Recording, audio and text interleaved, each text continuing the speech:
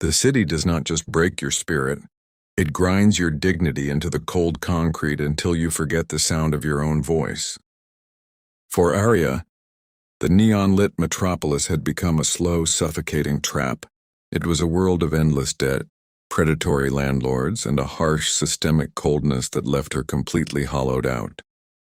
She had spent years working 2 dead-end jobs, watching her bank account dwindle to zero every single month, while the towering glass skyscrapers looked down on her like indifferent gods. When she finally packed her single battered suitcase, the zipper held together by a safety pin, she wasn't looking for a fairy tale. She wasn't looking for love or wealth or a grand adventure. She was simply looking for a quiet corner of the earth where she could breathe without having to pay for the air. That was how she met Ethan. He had appeared in the city briefly, a quiet, unassuming man from the northern valley who walked with a calm, deliberate stride that contrasted sharply with the frantic pace of the streets. He had broad shoulders, heavily calloused hands, and eyes that held the absolute stillness of an ancient forest. When he learned of her plight, he didn't offer her empty platitudes or hollow promises of wealth. He looked at her with a steady, unblinking gaze and offered her a simple marriage of companionship at the base of the massive, jagged mountain range where he lived. He told her she would have shelter, food, and peace. Out of absolute bone-deep exhaustion, Aria accepted his hand. When they arrived in the valley town at the foot of the peaks, the local people did not bother to hide their amusement. They watched Aria step off the old bus in her faded city clothes, her eyes wide with anxiety, and they whispered loudly outside the local market. The townspeople were cruel, hardened by their own isolation, and they took immediate pleasure in mocking her choice. They laughed openly at the desperate city girl who had traded financial ruin for backwoods poverty. They called Ethan a simpleton, a penniless woodsman who spent his days dragging logs through the dirt just to afford a basic bag of flour. They warned Aria that she had made a terrible mistake, that Ethan was a man with no future, no ambition, and nothing to his name but a crumbling shack. Aria felt the hot sting of their judgment.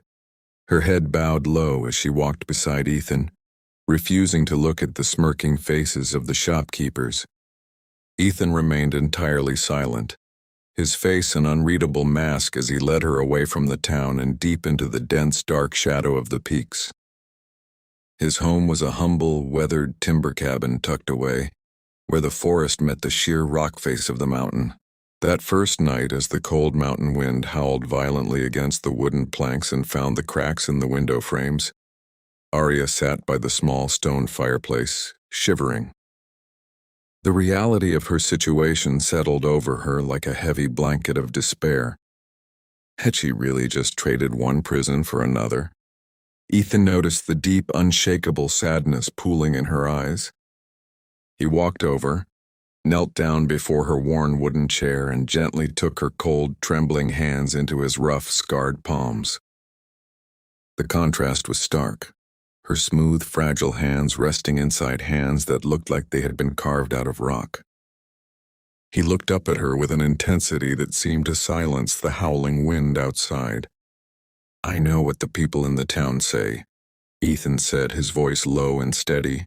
"I know they see nothing in me. They look at this cabin and they see poverty. But I ask you for just one thing, Aria. I ask for your trust. I promise you, I will give you a life beyond your wildest dreams. The world below may think I am nothing, but if you hold on, I will show you who I truly am."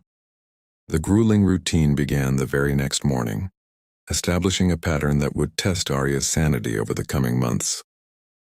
Long before the first ray of sunlight could pierce the dense gray mountain fog, Ethan would slip out of bed. Aria would wake in the pitch black to the faint, rhythmic sound of his heavy boots clicking against the floorboards, followed by the soft creak of the front door. By the time she looked out the window, he had already vanished into the blinding white mist that rolled off the peaks. He would not return until late at night, long after the moon had reached its crest. When he finally walked through the door, he looked less like a man and more like a ghost. His clothes were soaked through with sweat and black mountain grime. His muscles trembled with absolute visible exhaustion, and his hands were constantly covered in fresh bleeding blisters layered over old, hardened yellow calluses. He would sit at the table, barely able to lift a fork, and collapse into sleep within minutes. Aria naturally assumed he was merely cutting timber at an agonizing, desperate pace, just to keep them fed and warm. She believed he was destroying his body to earn a few meager coins from the corrupt logging syndicates in the valley. But isolation breeds an intense, hyper-focused curiosity. As the weeks turned into months, the repetitive nature of her days began to weigh heavily on Aria's mind. One rainy afternoon, while Ethan was away on the upper ridges, Aria decided to thoroughly clean the cabin to distract herself from the maddening silence. She moved the heavy rag rug from beneath their bed, intending to sweep away the accumulated dust. As she pushed the broom, the wood emitted a strange, hollow thud.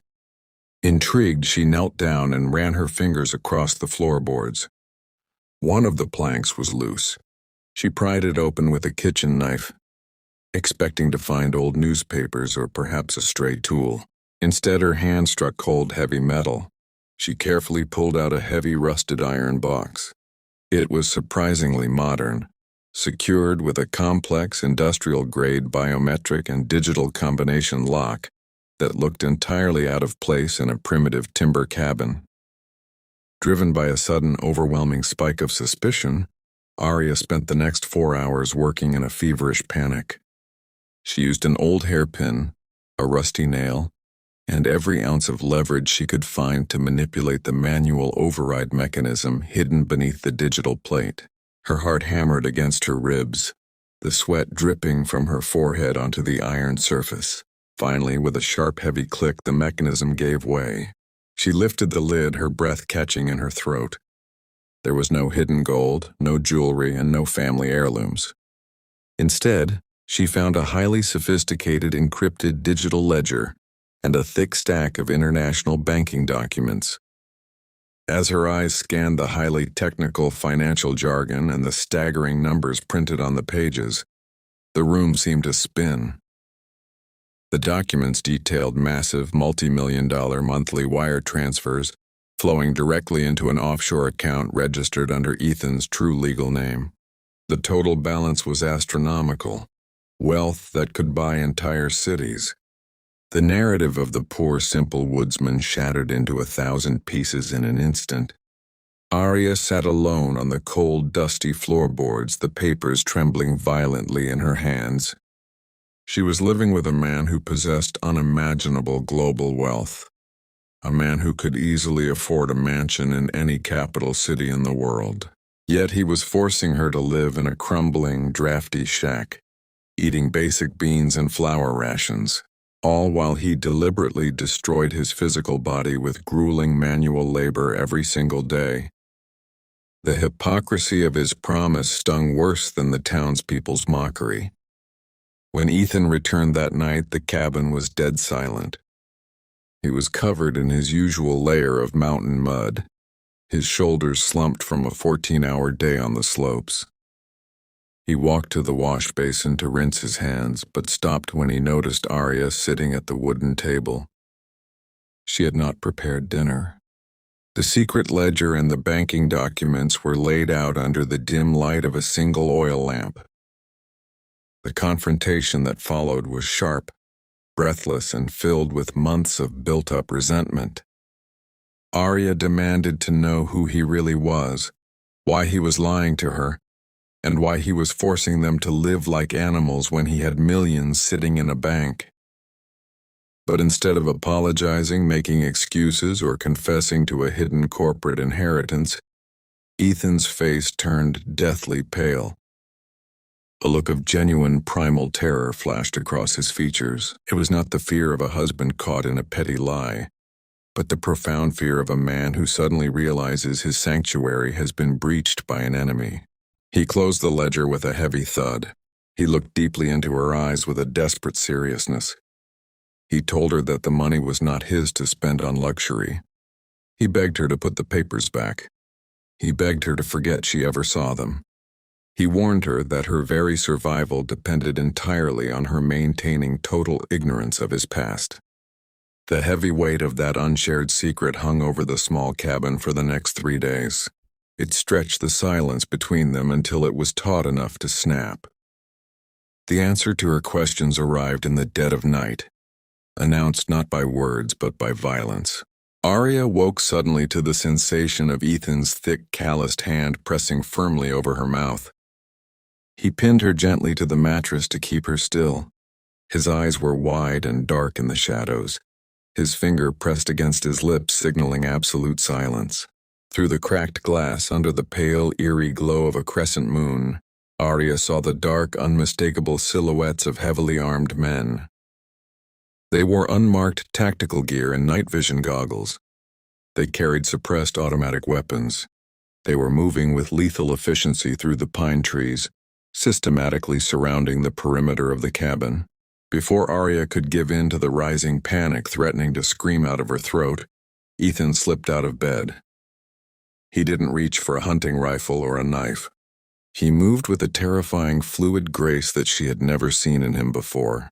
He slipped out the back door into the freezing night shadows. What Aria witnessed next through the small, dirty window pane altered her understanding of her husband forever. Ethan did not move or fight like a simple, frightened woodsman defending his home. He moved like a ghost, utilizing brutal, hyper-efficient, and highly disciplined military hand-to-hand combat. Within 90 seconds, he systematically intercepted and neutralized 3 of the armed operators in the dark. He used their own weapon momentum against them. He broke joints and struck vital points with terrifying precision. Aria watched in stunned silence as he pinned the leader of the squad to the frozen forest floor. His hand was wrapped tightly around the man's throat. Ethan's voice dropped to a lethal, ice-cold whisper that carried through the crisp air. He commanded the operative to tell his employers that he was dead to their world. He warned them that if they sent another team, no one would return alive. The tactical team retreated into the dense forest, carrying their injured men with them. They left behind an agonizing wave of unanswered questions that suffocated the cabin. The next morning, Ethan acted as if nothing had happened. He washed the blood from his knuckles in the cold creek water before heading into the fog. Aria could no longer accept the wall of silence. She was convinced that Ethan was actively involved with international criminal syndicates, arms dealing, or some dangerous underground cartel. She believed that this dangerous organization was now tracking them down.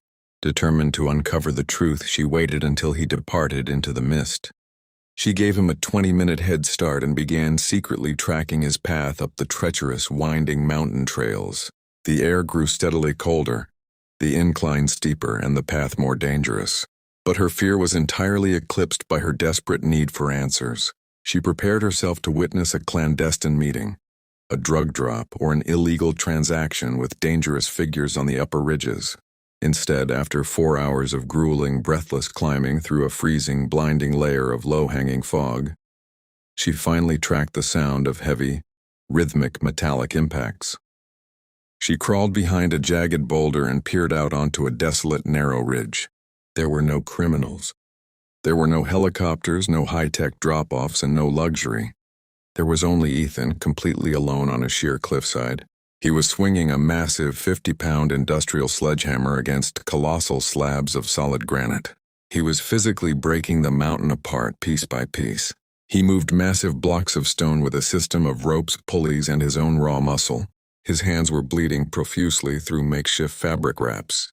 His breath froze in the air as he let out a guttural roar with every strike. There was no illegal scheme. There was only a solitary man engaging in a terrifyingly grueling, almost impossible act of pure, unadulterated manual labor. Aria watched from the shadows, tears freezing on her cheeks. She was deeply confused as to why a multimillionaire would subject himself to such agonizing torture. The deep mystery of Ethan's dual life became a secondary concern when the true, systematic malice of the valley town finally caught up to them. The local town syndicate, a group of highly corrupt corporate developers who had been aggressively attempting to seize Ethan's ancestral mountain land, for a massive commercial timber and mining expansion, decided to permanently escalate their tactics. They had tried legal intimidation. They had tried overcharging them at the local markets, and they had failed. While Ethan and Aria were away foraging for wild medicinal roots on the lower slopes, the syndicate sent a group of local thugs to settle the matter permanently. When Ethan and Aria rounded the final bend of the trail returning home, they were met with a wall of intense, blinding heat. The cabin was completely engulfed in roaring, uncontrollable orange flames. The dry pine timber of the structure burned with a terrifying ferocity, sending thick plumes of black smoke billowing into the gray sky. Everything Aria owned, her few clothes, the small tokens of her past life, the fragile sanctuary they had built from the ashes of her city life, was reduced to white ash and glowing charcoal within minutes. The roof collapsed with a deafening crash, scattering sparks into the wind. Stranded in the freezing cold with absolute nothingness, Aria broke down completely. She sank to her knees, weeping bitterly against the damp earth, cursing the day she ever left the city and cursing the mountain that had taken everything left of her dignity. But Ethan did not cry out. He did not curse the townspeople, nor did he swear a violent revenge. He stood perfectly still, watching the embers burn out, his face illuminated by the dying fire. After a long silence, he gently lifted Aria from the muddy ground, wiped the black ash from her tear-stained cheeks, and looked at her with a calm, unshakable resolve. "The valley has nothing left for us," Ethan said softly, his voice cutting through the sound of the crackling wood. "They think they have broken us, but they have only freed us from the low ground. The time has come to leave this place behind forever, Aria. It is time to go to the peak ahead of schedule, with their heavy winter boots treading through the smoldering embers of their past." Ethan took Aria's hand and guided her up the steep, winding, and completely unmarked trails of the high mountain range. They hiked for hours without a single break, their bodies straining violently against the rapidly thinning air. As they ascended, they entered a thick, oppressive, and freezing layer of low-hanging clouds.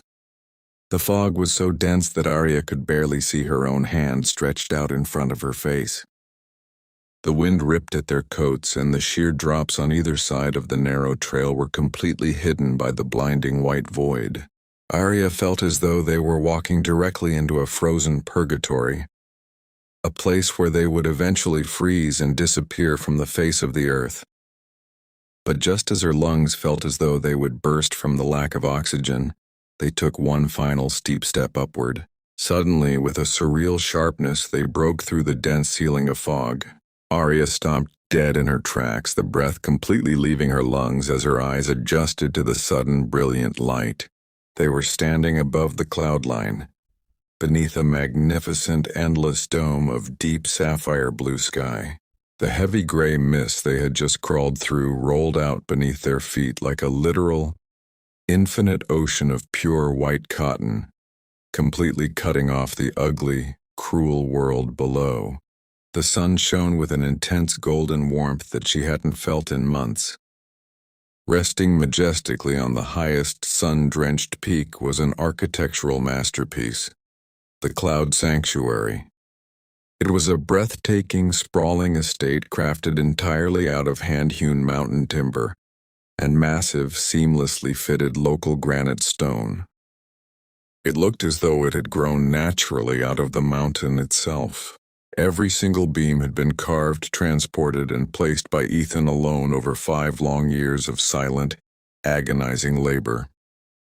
Surrounding the panoramic stone terrace was a massive, climate-controlled glass greenhouse filled with thousands of brilliant, blooming, rare alpine flowers, painting the white landscape with streaks of crimson, purple, and gold.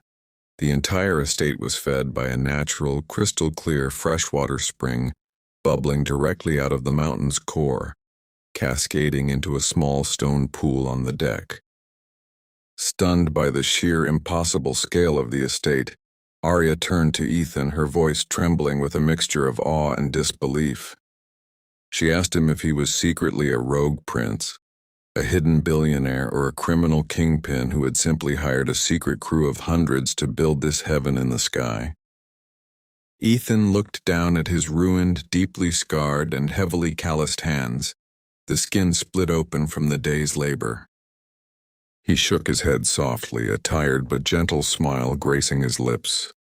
"I am no prince, Aria," he said, his voice echoing in the vast open sky. "I am still just the poor woodsman the town laughs at. I didn't buy a single stone of this place with gold. I carried every timber and every granite slab up those trails on my own back, day after day, year after year. I built this entirely with my own hands, driven by the promise I made to you when you had nothing left to live for. The world below has nothing for us but misery and greed. But up here, above the clouds, you are protected." But the peace they found above the clouds was a fragile, fleeting illusion. As Aria spent the next 2 days exploring the deeper, maze-like corridors of the masterfully constructed sanctuary, she realized that the home was not just built for luxury or romantic isolation. Deep within the stone foundations of the estate, she discovered that the back structure of the house did not connect to a standard rock wall. Instead, it was built tightly around a massive, military-grade reinforced steel vault door. The door was secured with complex pneumatic seals, electronic keypads, and hydraulic deadbolts bored directly into the ancient bedrock of the mountain itself. It looked like the entrance to a nuclear bunker. Before she could confront Ethan about this terrifying new discovery, she found a highly advanced satellite communication terminal hidden within the estate's private study. The screen, powered by a hidden solar array, suddenly flashed alive with a decrypted text transmission. As Aria read through the scrolling lines of highly classified data, the final horrifying pieces of Ethan's past fell into place. The millions of dollars in the secret ledger belonged to a ruthless multi-billion-dollar global corporate conglomerate known as Apex Industries. Ethan was not a simple builder or a common criminal. He was the world's leading black ops structural engineer. In his youth, he had been paid millions by governments and global elites to design highly classified, completely impenetrable underground bunker networks and survival infrastructure. He had fled into the absolute isolation of the mountains when he accidentally uncovered a horrific corporate conspiracy. Apex Industries was intentionally planning to trigger localized ecological disasters and contaminate public water supplies to monopolize survival infrastructure and clean water for massive global profit. Ethan was a rogue whistleblower. He had stolen the blueprints, intercepted their funding ledger, and fled. The Cloud Sanctuary was not just a romantic gift for Aria. It was a highly fortified perimeter designed to guard whatever catastrophic secret lay hidden behind that massive steel vault door. He had been working himself to death to finish it before the corporation found him. The corporate conglomerate did not wait long to strike back now that Ethan had moved to the peak. They had monitored the burning of his lower cabin, and their satellite reconnaissance had finally flagged the electronic signature of the sanctuary's communication terminal. Instead of risking a direct tactical assault up the deadly narrow mountain trails where Ethan held the geographic advantage, the corporate forces decided to employ a cruel, slow method of warfare. The very next morning, Aria walked out to the stone terrace to gather water from the natural mountain spring that fed their greenhouse. As she lowered the wooden bucket, she recoiled in horror. The clear, bubbling freshwater spring had suddenly turned a thick, oily, and jet-black color. A foul chemical stench filled the pristine mountain air, wilting the beautiful alpine flowers in the greenhouse within hours. The corporate forces had used high-pressure drilling equipment from the lower valleys to inject toxic contaminants directly into the mountain's internal water veins. They were intentionally poisoning the sanctuary's water supply. They were attempting to systematically starve, dehydrate, and force the couple out of their mountain fortress without firing a single shot. The beautiful paradise above the clouds transformed into a cold, claustrophobic, and terrifying siege zone. The psychological warfare intensified as the sun reached its midpoint. A high-altitude black corporate drone emerged from the cloud ocean below, hovering silently over the stone terrace like a mechanical vulture. It did not drop explosives. Instead, it lowered a small, secure, and heavily insulated communication device onto the stone deck before retreating back into the mist. Aria, her throat dry from thirst and her heart pounding with fear, cautiously walked onto the terrace and picked up the device. The screen instantly hissed to life, revealing a live video feed of a cold, immaculate corporate executive sitting in a high-rise office miles away. The executive spoke with a calm, terrifyingly transactional voice. He addressed Aria directly, calling her by her full city name. He offered her a clear, immediate choice to save herself from the slow death on the mountain. He told her that if she slipped a small vial of a fast-acting, undetectable lethal neurotoxin, which was hidden inside the compartment of the device, into Ethan's evening meal, and then used the device to transmit the digital decryption bypass key to open the mountain vault, the corporation would grant her complete immunity. They would provide her with a luxury penthouse in the city, an elite social standing, and $10 million deposited directly into her account. "If you refuse," the executive said with a cold, indifferent smile, "a military-grade heavy demolition team will breach the mountain pass by dawn and level that peak to the ground. You have lived in poverty your whole life, Aria. Do not die for a man who has lied to you from the beginning." For the next several hours, the air inside the cloud sanctuary was so thick with unspoken tension that it felt impossible to breathe. Aria walked slowly through the grand, silent rooms, her fingers tracing the hand-carved wood pillars. She was looking at the incredible, agonizing physical sacrifice Ethan had made out of pure love for her. At the same time, the terrifying reality of her past poverty, the trauma of the city, and the primal urge to survive clawed viciously at her mind. $10 million meant she would never have to be afraid again. When evening arrived, Ethan returned from the lower defensive ridges, his face drawn and exhausted. His lips were chapped from dehydration. Aria prepared their evening meal of basic grain rations in total, agonizing silence. She stood over the stove, her hands shaking violently as she held the small corporate vial of neurotoxin over Ethan's bowl. She walked out to the panoramic stone terrace where Ethan sat silently, watching the spectacular golden sunset blaze across the vast, white ocean of clouds below them. She placed the bowl down in front of him, her breath catching in her throat as he looked up at her with a gaze full of absolute, unwavering trust. He reached out, took her hand, and thanked her for standing by him, completely unaware of the choice she had been forced to make. The following dawn arrived with the distant, ominous rumble of heavy machinery. A massive convoy of heavily modified corporate mercenary vehicles and armored personnel carriers began aggressively advancing up the steep mountain choke points. They were guided by a continuous GPS tracking signal, transmitted directly from Aria's communication device. It appeared to be the ultimate heartbreaking betrayal. The corporate forces moved with absolute confidence, believing they had caught the rogue engineer completely off guard thanks to his desperate wife. The mercenary convoy reached the deepest, most vertical section of the mountain pass, a narrow, claustrophobic gorge flanked on both sides by unstable, towering granite cliffs. They believed they were minutes away from capturing the vault, but as the lead armored vehicle entered the dead center of the choke point, a sudden flare went up into the sky. Ethan and Aria appeared together, standing side by side on the high ridge directly above the convoy. It had not been a betrayal. It was a flawlessly coordinated, deadly trap. Aria had used the corporate device to feed the executive false tactical coordinates, leading their forces directly into the most structurally vulnerable part of the mountain. Using his profound, unmatched knowledge of structural engineering and acoustic resonance frequencies, Ethan pressed a single detonator button. He didn't use massive destructive explosives.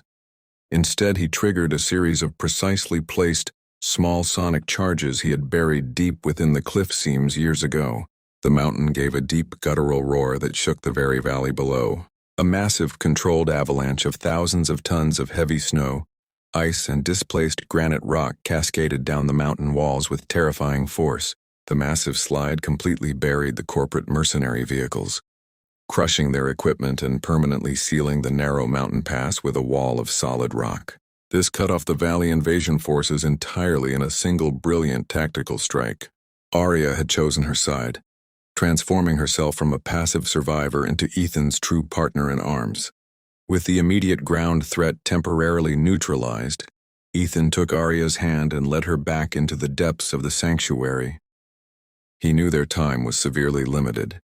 The corporation would soon launch a heavy air assault using attack helicopters to bypass the blocked pass. They stopped before the massive, intimidating steel vault door. Ethan turned to her, entered a complex 20-digit biometric and alphanumeric sequence into the primary terminal, and with a loud hiss of releasing pneumatic pressure, the heavy steel doors swung open for the first time. Aria braced herself, expecting to see a horde of stolen corporate wealth, high-tech weapon stockpiles, or classified documents. Instead, as she stepped through the threshold, her eyes fell upon a sight that left her utterly speechless. The vault opened up into a colossal, multi-level, and state-of-the-art environmental preservation facility. It was a massive subterranean global seed bank containing millions of genetic strains of flora, agriculture, and fauna, surrounded by an industrial-scale, gravity-fed clean water filtration and purification hub. The entire system was tied directly into the primary, deep earth aquifer that fed the entire valley and town below. Ethan had not built this massive vault to protect himself, his secrets, or his wealth. He had spent 5 years of agonizing, bloody manual labor, building a subterranean ark to save the entire region's ecosystem from the corporation's planned synthetic contamination. He had been using his brilliant, elite engineering mind to quietly protect the lives, the future, and the children of the very townspeople who had mocked, ridiculed, and tormented him from the moment he arrived. He was not a hoarder of wealth, he was a silent guardian of life. The peace of the vault was shattered by the deafening rhythmic roar of heavy rotors slicing through the mountain clouds. A massive, high-tech corporate attack helicopter descended onto the sanctuary's stone terrace. It was carrying a specialized heavy demolition squad led by the executive himself. They were armed with thermite charges, determined to force their way into the core aquifer. Their goal was to permanently contaminate and monopolize the region's water supply for global distribution. Realizing that the heavily armed corporate forces would eventually breach the physical boundaries of the vault through sheer military force, Ethan looked around. He looked at the beautiful hand-carved timber beams and the pristine stone walls of the Cloud Sanctuary. It was the masterpiece he had spent 5 years building with his own bleeding hands. It was the physical manifestation of his love and promise to Aria. With a heavy, breaking heart, Ethan looked into Aria's eyes and revealed the final, devastating secret. During the construction of the estate, he had wired the entire structural framework of the Cloud Sanctuary with systemic, high-grade demolition charges. To save the valley's water supply, to protect the future of thousands of innocent families below, and to ensure Aria's survival, he would have to completely destroy his life's work. Aria looked at the beautiful home, then looked at Ethan's scarred hands. She gripped his hand with an absolute fierce readiness, signaling that she didn't need a palace to be queen. As the corporate demolition squad blew open the front doors and rushed into the inner sanctuary, Ethan pressed the final detonation sequence. The beautiful hand-carved pillars cracked violently, the massive granite walls buckled inward, and the spectacular estate collapsed onto itself with a deafening, apocalyptic roar. The entire mountain peak seemed to shift as the sanctuary imploded, completely burying the corporate strike team, destroying their air support and permanently sealing the underground vault and aquifer from any future corporate extraction or corporate greed. When the massive cloud of dust and snow finally settled, the cloud line parted to reveal a barren, smoking ruin on the high mountain peak. The Cloud Sanctuary was completely gone, reduced to a field of shattered stone and splintered timber. Ethan and Aria stood together in the freezing, thin alpine air, shivering, bruised, and possessing absolutely nothing but the clothes on their backs. They were entirely destitute in the eyes of the world. However, the battle was already won. The encrypted data Aria had surreptitiously copied from the corporate communication device had been successfully transmitted to global networks and international authorities during the chaos. The multi-billion-dollar conglomerate's environmental crimes, their planned poisoning of the water, and their corporate warfare were completely exposed to the world. This triggered an immediate global shutdown of their assets. Down in the valley, the corrupt town syndicate was arrested, and the townspeople looked up at the smoking peak in stunned silence. They finally realized the terrifying truth. The quiet, simple woodsman they had ridiculed, laughed at, and tormented had sacrificed his entire life's work. He had destroyed his beautiful home and his own body to save their water, their land, and their children from total destruction. A few hours later, a strange low sound began to echo up the winding mountain trails, cutting through the silence of the snow. Ethan and Aria turned their heads, expecting a final corporate retaliation. Instead, they watched in absolute shock as hundreds of valley residents, men, women, and the elderly, marched up through the fog line en masse. They were not carrying weapons or hatred. They walked onto the ruined peak carrying heavy, freshly cut pine timber, massive stone-cutting tools, weeks of fresh food supplies, and building materials. They had come to repay their debt. Years ago, Ethan had shown Aria his scarred, bleeding hands and told her that he had built their home completely alone in the dark. But the final, beautiful, and shocking truth of their journey was that his ultimate act of sacrifice had earned them something that corporate gold could never buy: the collective strength and love of an entire community.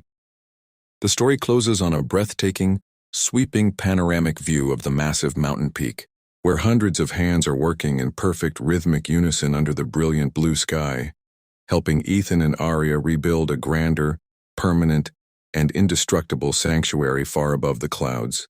Ethan turns to Aria, his eyes bright with tears of joy as he wraps his arm around her waist, smiles, and whispers into the mountain wind. "I told you from the beginning, Aria. I am still just a poor woodsman, but a man with an entire village behind him, and a woman who truly believes in his heart can never ever be poor."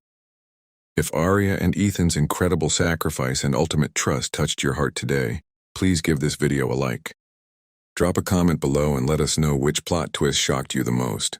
For more deep, gripping, and highly emotional stories just like this one, make sure to subscribe to the channel and turn on all notifications. And don't forget to share this story with someone who needs to remember that true wealth can never be bought with gold.